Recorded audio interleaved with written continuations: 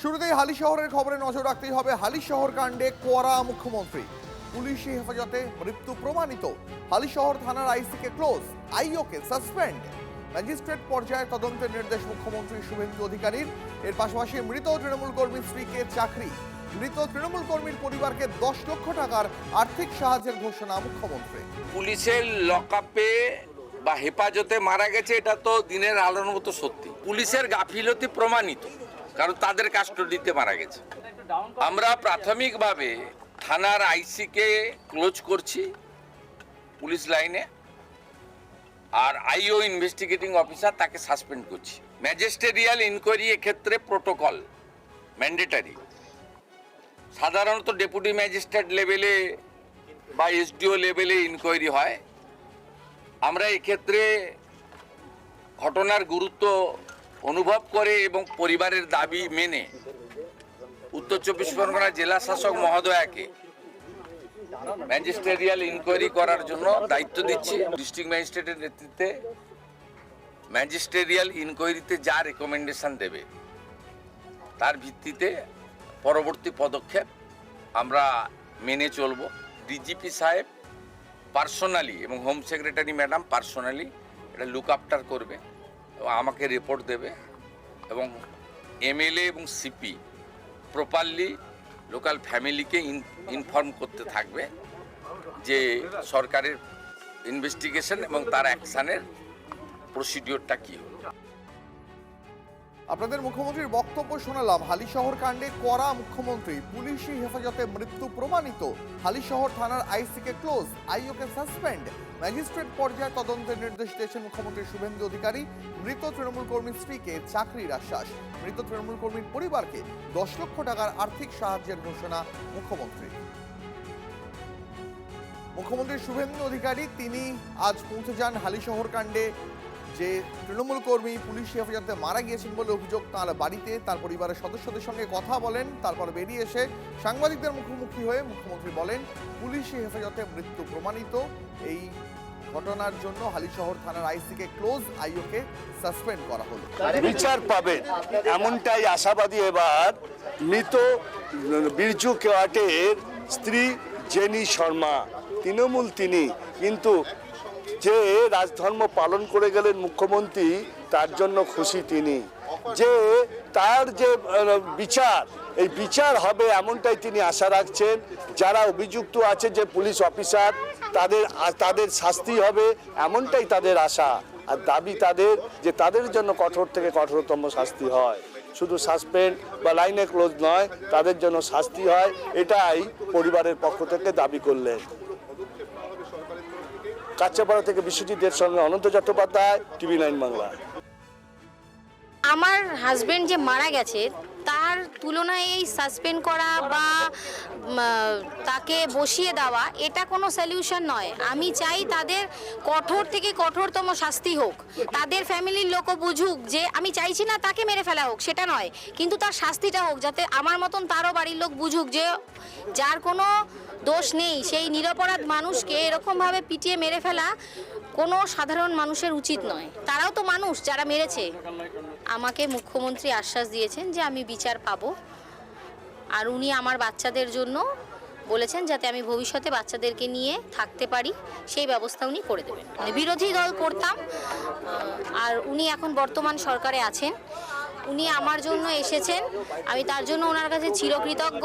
শুধু এই যে আমার বিচারটা সবার আগে চাই, যে আমি বিচার পাবো, আমি সেদিকে পুরো আশাবাদী। পুলিশ হেফাজতে মৃত তৃণমূল কর্মীর পরিবারের পাশে দাঁড়িয়ে মমতাকে শিক্ষা দিলেন বলে দাবি করলেন মুখ্যমন্ত্রী শুভেন্দু অধিকারী। তৃণমূলের 15 বছরের জমানায় 315 জন বিজেপি কর্মী খুন হয়েছেন, কিন্তু কারো বাড়িতে যাননি প্রাক্তন মুখ্যমন্ত্রী। তৃণমূল কাউন্সিলরের স্বামীর মৃত্যুতে পরিবারের পাশে দাঁড়িয়ে মমতাকে শিক্ষা দিলেন শুভেন্দু। মুখ্যমন্ত্রী যে কোনো দলের নন, শিক্ষা দিয়ে গেলাম বললেন মুখ্যমন্ত্রী শুভেন্দু অধিকারী। আপনার ওই পাথর টাথরের গল্প ওগুলো সব মানুষ দেখেছে। আমি আপনাকে পরামর্শ না দিয়ে অনুরোধ করব, আপনি কোথাও গেলে পুলিশকে টাইম নিয়ে জানিয়ে আসবেন। যতটুকু ব্যবস্থা করার পুলিশ করবে। আপনি যেখানে খুশি যেতে পারেন, কিন্তু আপনি 15 বছরে 315 জন বিজেপি কর্মীকে খুন করেছেন। আপনি কোথাও একবারও কোনো আপনার অপোজিট থটের লোকের বাড়িতে গিয়ে সহানুভূতি দেখিয়েছেন এ উদাহরণ নেই। কিন্তু আপনার দলের কর্মী এবং আপনার দলের কর্মী স্ত্রী, যিনি তৃণমূল কংগ্রেসের এখানকার কাউন্সিলর, তার বাড়িতে রাজ্যের মুখ্যমন্ত্রী হাই লেভেল টিম নিয়ে এসে পরিবার যা যা চেয়েছে প্রাথমিকভাবে সেটা পূরণ করার মধ্য দিয়ে একটা মুখ্যমন্ত্রীর শুধু দলের নয় রাজ্যের, এটা আপনাকে আমি বুঝিয়ে দিয়ে গেলাম, শিখিয়ে দিয়ে গেলাম। যেটা আপনি করতে পারেননি সেটা শুভেন্দু অধিকারী করার চেষ্টা করল। সরাসরি হালিশহর থেকে সহকর্মী সুমন মহাপাত্র এই মুহূর্তে রয়েছেন আমার সঙ্গে। সুমন, শুভেন্দু অধিকারী বোধহয় দেখিয়ে দিলেন যে একজন দক্ষ প্রশাসককে কেমন হতে হয়। মুখ্যমন্ত্রী যে সত্যি সত্যি কোনো রাজনৈতিক দলের নন, তিনি যে একটা রাজ্যের অভিভাবক, বোধহয় আজকে শুভেন্দু অধিকারীর যে কাজ, যে পদক্ষেপ, সেটাই আরো একবার প্রমাণ করল। দেখো, তিনি কত বড় দক্ষ প্রশাসক তা মূল্যায়ন না করেও বলা চলে। ম্যাটার অফ ফ্যাক্ট যদি বলতে হয়, শুভেন্দু অধিকারী আজকে কার বাড়ি গেলেন? একজন তৃণমূল কর্মীর বাড়ি গেলেন, সেখানে একজন তৃণমূল কাউন্সিলরের বাড়ি গেলেন, এবং তার বাড়ির অভিযোগ কার বিরুদ্ধে? না থানার বিরুদ্ধে, পুলিশের বিরুদ্ধে, অর্থাৎ তার তত্ত্বাবধানে থাকা দপ্তরের বিরুদ্ধে। তারপরেও তিনি সেখানে গেলেন এবং সেখানে গিয়ে কিন্তু উচ্চ পর্যায়ে তদন্তের আশ্বাস দিলেন। আইসিকে ক্লোজ করা হলো, আইওকে সাসপেন্ড করা হলো, তার সঙ্গে সঙ্গে 10 লাখ টাকা দেওয়া হয়েছে 2 সন্তানের পড়াশুনোর জন্য, এবং চাকরি দেওয়া হয়েছে। এবং এই জায়গায় কোথাও শুভেন্দু অধিকারী দৃষ্টান্ত স্থাপনের চেষ্টা করলেন যে গত 15 বছরে মুখ্যমন্ত্রী মমতা বন্দ্যোপাধ্যায় থাকাকালীন তিনি একবারও কোনো মৃত বিজেপি কর্মীর বাড়িতে যাননি, সহানুভূতি পর্যন্ত প্রদর্শন করেননি। একজন মুখ্যমন্ত্রীর চেয়ার, সেটা কিন্তু কোনো রাজনৈতিক চেয়ার নয়, সেটা তৃণমূলের জন্য প্রযোজ্য, সিপিএমের জন্য প্রযোজ্য, বিজেপির জন্য প্রযোজ্য। তার মুখে জ্যোতি বসু বুদ্ধদেব ভট্টাচার্যেরও নাম এসেছে।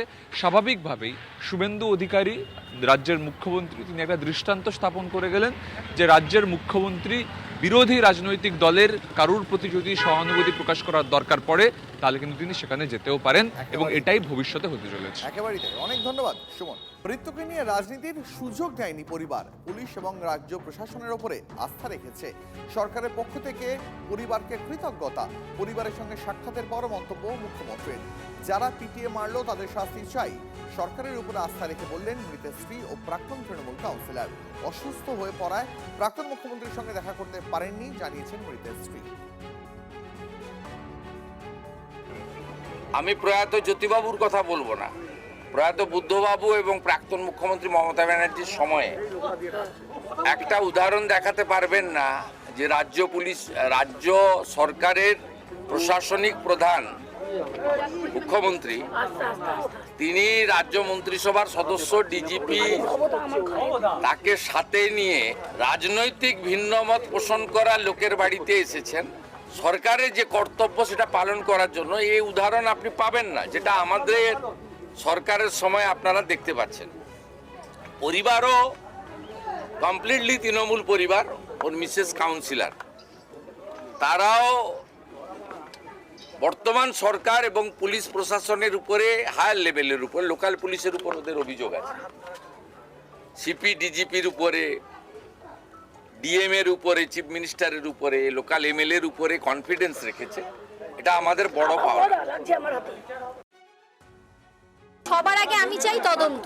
তারপরে উনি যেহেতু আমাদের সিএম, উনি আমাকে আশ্বাস দিয়েছেন যে উনি আমার বাচ্চাদের ভবিষ্যৎ এবং আমাকে সেই রাস্তা উনি করে দেবেন। উনি আমাকে দিলে আমি মাথা পেতে নেব, এটা হচ্ছে প্রথম। কিন্তু আমার একদম প্রথম দাবি হচ্ছে আমার ওই যারা যেই মানে আইসি বা যে পিসিওসি যারা আমার স্বামীকে হত্যা করেছে লকআপে নিয়ে, যেখানে আমার স্বামীর নামে কোনো মানে কেস ছিল না বা এফআইআর ছিল না, আমি সবার আগে তার একটা বিচার চাই। যে আমার এই যে 3 বছরের এখনো হয়নি, ছেলেটা ছোট, মেয়েটা 8 বছর, আমি তাদের নিয়ে ভবিষ্যতে চলবো কি করে? বাবা হারা একটা সন্তান, সেটা সবাই জানে, কিভাবে বাবা ছাড়া একটা বাচ্চাকে মানুষ করা যে কত কঠিন। আমি তার বিচার সবার আগে চাই। আপনি তৃণমূল করেন, আপনি ভরসা রাখবেন মুখ্যমন্ত্রীর? অবশ্যই, তিনি যখন আমাদের সিএম, তিনি আমাকে ভরসা দিয়েছেন, আমি তার উপর পুরো 100% মানে আস্থা রেখে আছি। আমাকে কোনো ভয় দেখানো হয়নি, আমার শরীর খারাপ ছিল, অসুস্থ হয়ে পড়েছিলাম। কেন দেখুন, যার হাজবেন্ড মারা যায় সেই জানে কিছু তো নিজেদের পারিবারিক কিছু নিয়ম থাকে, সেই আমি অসুস্থ হয়ে পড়েছিলাম, আমি বাড়িতেই ছিলাম। আমি কাউকে বেসিক্যালি নিজে থেকে ডাকিনি, যার নিজের ইচ্ছে সে এসেছিল। কিন্তু যে হামলা হয়েছিল বা যেটাকে জনরোষ বলা হচ্ছে সেইটা নিয়ে আপনার কিছু বক্তব্য? দেখুন, উনি প্রাক্তন মুখ্যমন্ত্রী, এবার পাবলিক কার ওপর রেগে আছে, কোন পার্টির ওপর রেগে আছে সেটা পাবলিক জানে। কোনো মানুষ ইচ্ছে করে চাইবে না যে, মানে কোনো বাড়ির লোকও চাইবে না যে আমাদের প্রধান মানে প্রাক্তন হোক, বর্তমান হোক বা মানে আরও প্রাক্তন হোক, তিনি তো মুখ্যমন্ত্রী ছিলেন। তো সেক্ষেত্রে সবারই তার উপর একটা সম্মান থাকা উচিত। কোনো মানুষ ব্যক্তিগত চাইবে না তার উপর হামলা।